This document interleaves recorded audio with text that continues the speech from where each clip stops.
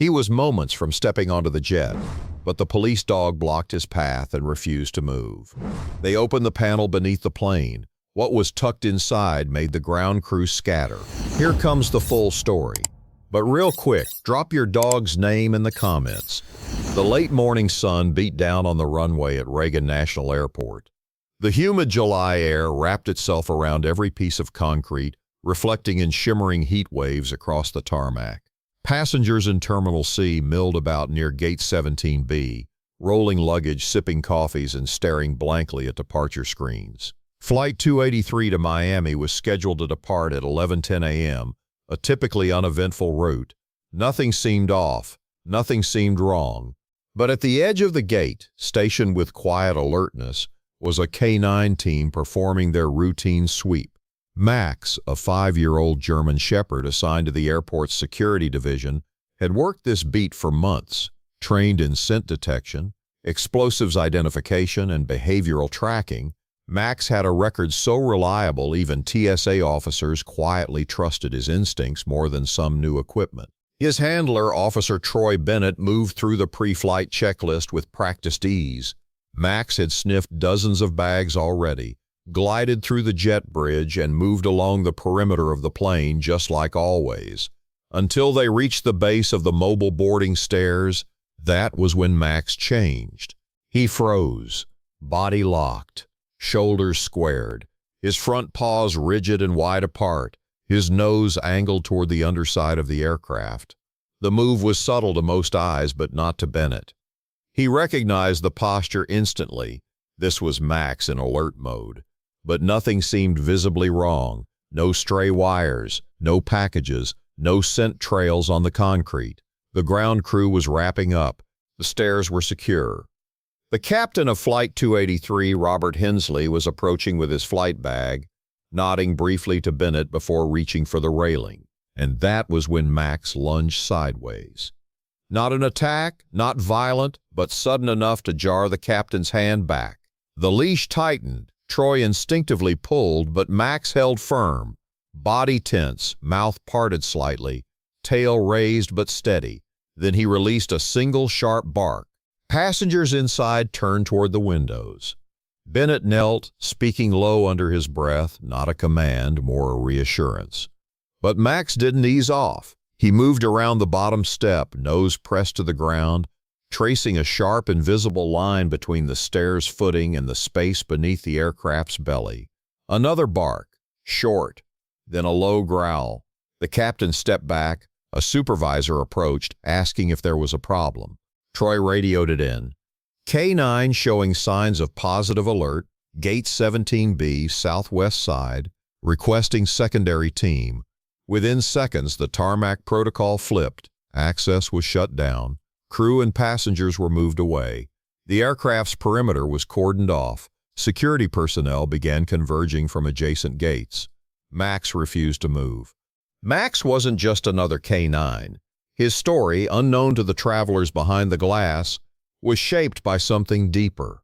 A year before, Max had been nearly pulled from duty after freezing during a high-stakes drill. A mock test designed to simulate real danger had gone sideways. Max hesitated for 3 crucial seconds before alerting. No one got hurt, but it had been a red mark in his file. But instead of being sent home, Max was reassigned from federal transport hubs to airport patrol, a quieter beat, often seen as a step down. Troy Bennett had taken him in personally. A former Army handler, Troy believed in what he called quiet recalibration, letting a dog find his rhythm again through patience and trust. Max had responded well. 6 months into the transfer, his nose had led to the discovery of a concealed weapon wrapped in tinfoil in a child's backpack. A month later, he had stopped a cargo truck when he caught scent of unstable cleaning agents masked under mint oils. This moment felt different, though. Max's stance was not aggressive, but driven by something deeply instinctive.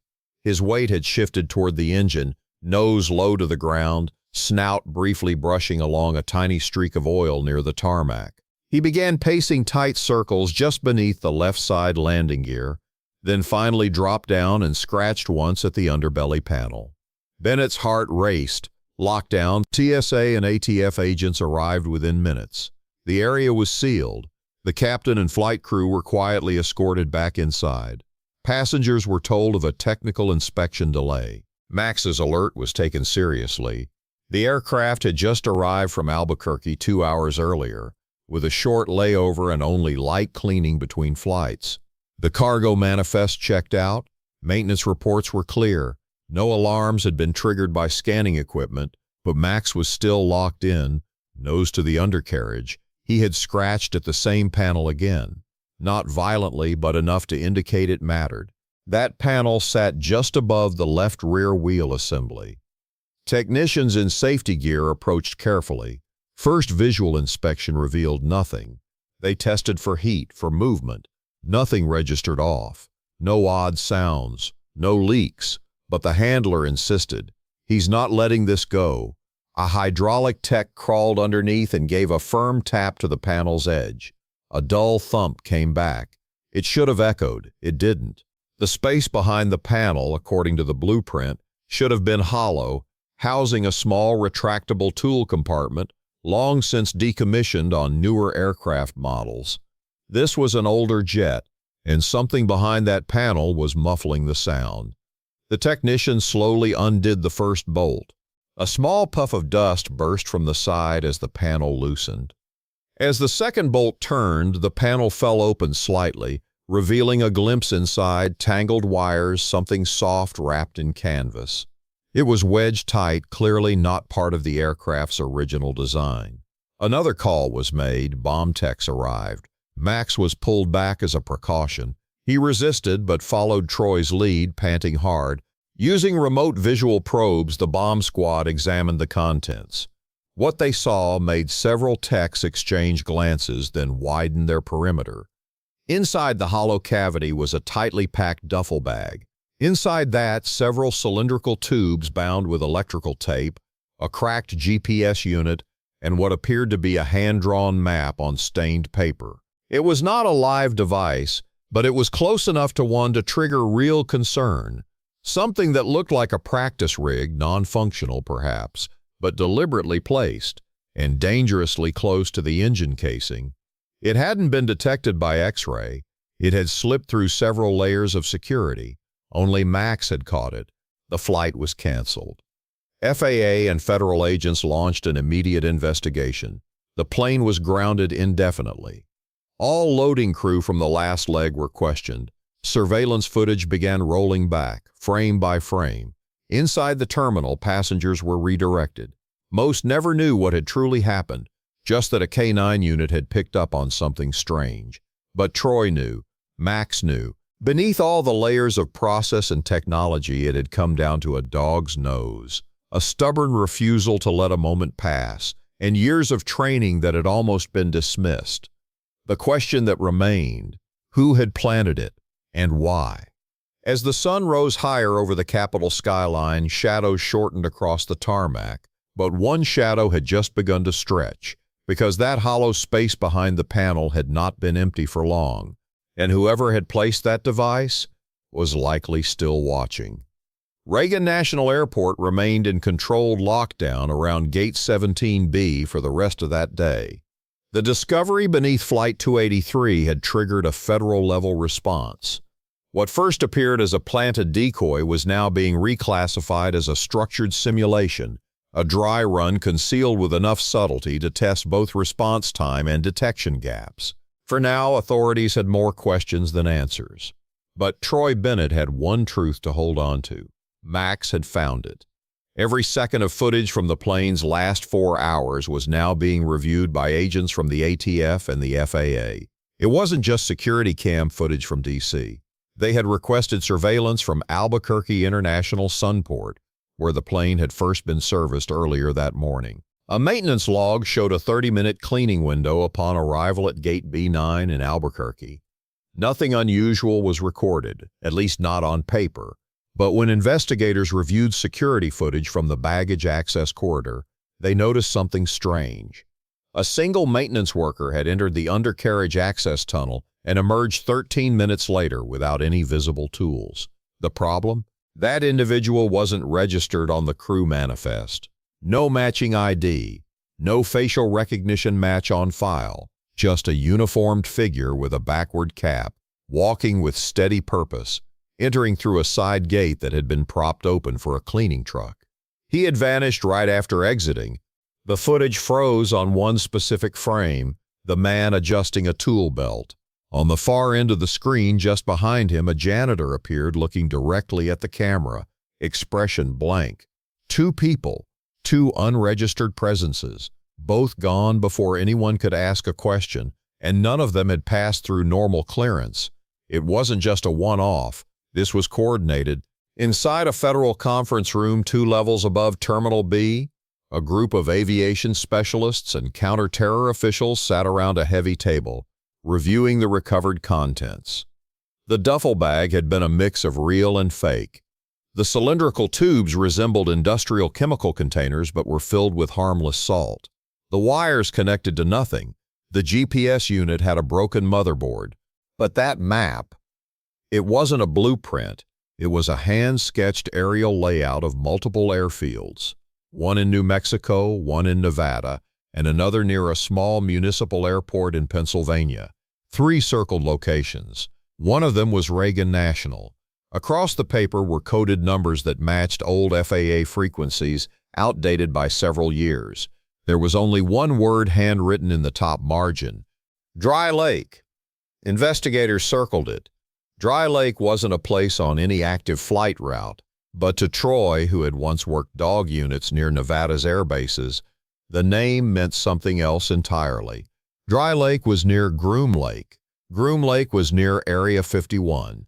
And most importantly, Groom Lake sat near one of the most secured no-fly zones in the United States. Why was a commercial aircraft being used to test response times to airport breaches? And what else had already slipped through? While the investigation deepened, Max remained quiet, recovering in a small corner suite of the K-9 unit headquarters on airport property. He had been hydrated, groomed, and given a full examination. The vet cleared him but noted something unusual in her report. Max had a slight burn mark along his lower left paw. Nothing severe, but enough to signal contact with heat or friction, likely from the tarmac or sharp metal undercarriage. He hadn't whined, hadn't limped. He had worked through it. And now, Max was restless again. Troy watched him pace the holding pen. His gait was steady, but his attention kept returning to the base of the chain-link fence near the south gate. Every so often, he'd sit and stare through the gaps, ears perked high, tail low. It was the direction of the far side of the terminal. Troy walked over, crouched beside him, and laid a quiet hand on his back. In moments like this, he didn't need commands. He didn't need to speak. He just waited. Max's nose twitched, his body leaned forward, and his eyes locked beyond the fence toward the same path where baggage handlers and ground crew passed earlier that morning. Something was still tugging at him, and Troy felt it too. That night, while D.C. slept under still heat and the quiet hum of air conditioning units, a call came in from southern Nevada. At 10:24 p.m., authorities at Tonopah Test Range Airport, an old but semi-operational airstrip used for military testing, reported an almost identical discovery. A grounded aircraft undergoing routine engine checks revealed a similar makeshift compartment inside the landing gear bay. No explosives, just another bag. This time, it held one component different from the DC find, a burner phone that had been turned on. Only one number was stored in the contact list. It was tied to a prepaid device purchased outside a bus station in Philadelphia. The link was now undeniable. 3 airports, 3 components, 3 dry runs, but only one had been stopped in time, and only because of a single police dog's refusal to step aside. At 7 a.m. the next morning, Troy and Max were briefed again by airport officials. Another K-9 team had swept the adjacent gates overnight and found nothing. A decoy bag was planted to test Max's accuracy again. He ignored it completely. His senses were sharp but not reactive. He wasn't chasing ghosts. He was responding to something real. By midday, analysts began piecing together a possible motive. The pattern of decoy devices planted in aging aircraft seemed less about destruction and more about infiltration. gathering data, testing logistics, measuring reaction times. Someone was studying the system, but why use domestic airports? And why risk exposure? As they dug deeper, a chilling theory emerged. What if the goal was not to breach?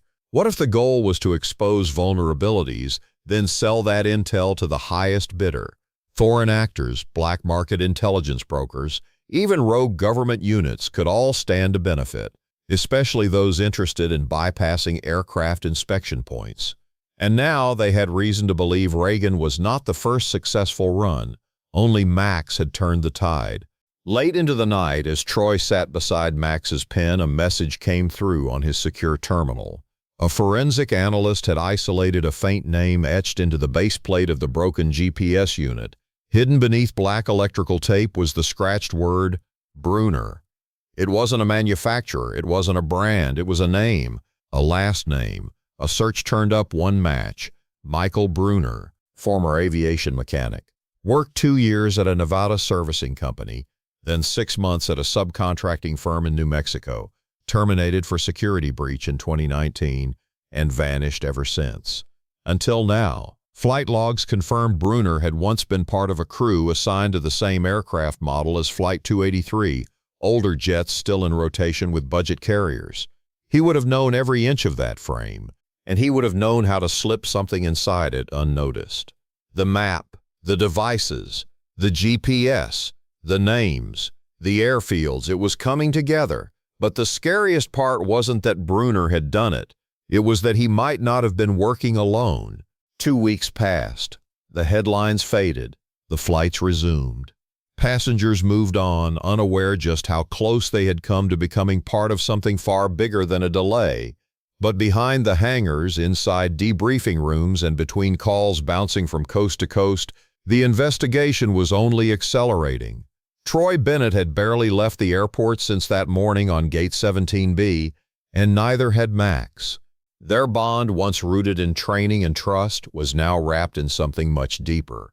Max had become more than a partner, more than a dog trained to find things hidden. He had become the trigger for unraveling something silent, something buried. And now one final thread remained. An aging aircraft similar in make to Flight 283 sat idle inside a service hangar at a private facility just outside Harrisburg, Pennsylvania. It had been grounded for months under the claim of scheduled decommissioning, but a paper trail suggested otherwise. The aircraft had quietly changed ownership twice within the last 6 months, first to a Nevada-based firm, then to a shell company tied to outdated military contracts. No one was sure who had last accessed the plane. But a tip had come in from an FAA official in Philadelphia. A former subcontractor had mentioned seeing an unregistered technician working on the plane weeks before. The description fit one man, Michael Bruner. A tactical team moved in quietly. Troy and Max were asked to assist, flown out before sunrise under full escort. As they approached the hangar, Troy felt Max stiffen at the edge of the tarmac. The air smelled clean, nothing visible. But Max's body language shifted, shoulders low, ears forward, jaw tight. He locked onto the rear of the fuselage. He pulled toward it with slow, deliberate force. Troy didn't need more confirmation. They were in the right place. Once inside the aircraft, Max headed directly toward the forward cargo hold. Unlike the underbelly find in D.C., this one wasn't camouflaged in maintenance tools or oil streaks. It was much cleaner, more careful. Behind a false panel, agents discovered a sealed plastic case containing 3 disconnected modules, each designed to mimic the shape and size of onboard avionics. Each was empty, except for one. The last module contained a data chip. The chip was encrypted, but metadata revealed flight simulation files, mock boarding schedules, weather disruptions, gate delays, and response times from TSA units across 6 U.S. airports. The data spanned the last 4 months. Someone had been testing every soft point in the system. It was a blueprint for disruption, and now they had the evidence. But they still didn't have Bruner. A week later, another break came in. A customs agent in New Mexico flagged a vehicle that matched a low-priority Balo, an old maintenance van with faded decals and expired out-of-state plates.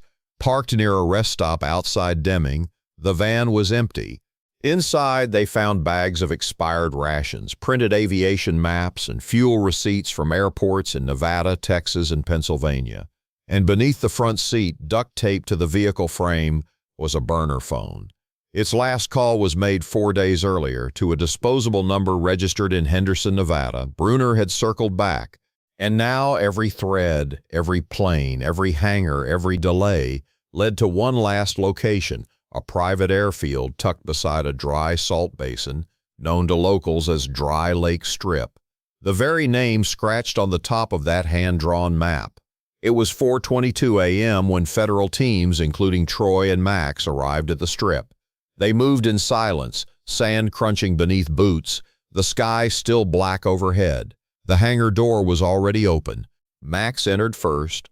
No barking, no panic, just movement, fluid and certain. He led them toward a shadowed corner behind rusting equipment racks. A man was slumped there, still breathing, dehydrated, exhausted. He offered no resistance. His wrists bore cuts from zip ties, his ankles bruised from restraint. This wasn't Bruner. It was an airfield mechanic, missing for 3 days. They checked the rest of the hangar. Bruner was gone, but his trail wasn't. Max paced around the far wall. His nose brushed against what appeared to be an air duct cover. He scratched once, then again. Troy ordered the wall pried open. Behind it was a cramped crawl space. Inside, laptops, a folded mattress, a military surplus rucksack, and one final GPS unit with coordinates already programmed. It was a private airfield outside El Paso. By the time agents got there, Bruner was gone again. But the operation was over. Everything he had mapped, planted, tracked, and tested was now in federal hands. All because of one detection, one pause, one refusal to move. 3 weeks later, in the atrium of Reagan National, the airport held a quiet gathering. There was no press, no grand ceremony, just rows of staff, security officers, federal agents, and a few passengers who had been on Flight 283 that morning. A bronze plaque was mounted along the terminal wall, just beneath the Gate 17B sign. It bore no photo, no quote, just 2 names, Officer Troy Bennett and K9 Max, and the date that had changed everything. Passengers paused to read it. Some asked, most nodded silently. Max stood quietly beside Troy, watching the moving crowds. He didn't understand the attention. He didn't know he had been the first to notice what satellites and scanners had missed, but Troy knew. He had watched the footage again the night before, Max's freeze at the stairs, that lean forward, the scratch beneath the panel, the unshakable refusal to let danger pass. That night, Troy and Max sat in the stillness of the security compound, lights dimmed, sounds quiet. Max lay beside his handler, eyes half closed. Troy looked at him and felt the weight of everything they had uncovered. The lies behind uniforms, the data hidden in empty compartments, the blueprint of failure that had nearly gone undetected. And through all of it, it had been Max working without recognition, without explanation, trusting only scent, instinct, and the quiet bond forged over months of repetition and silent understanding. He had not just been part of the story, he had been the reason it changed. And somewhere in the night sky above, a plane moved along its route, safe because of him. If that moment had gone unnoticed, this story could have ended very differently. More stories like this are coming, and trust me, you do not want to miss what's next. So hit like, tap subscribe, and stay with us. The next one might hit even harder.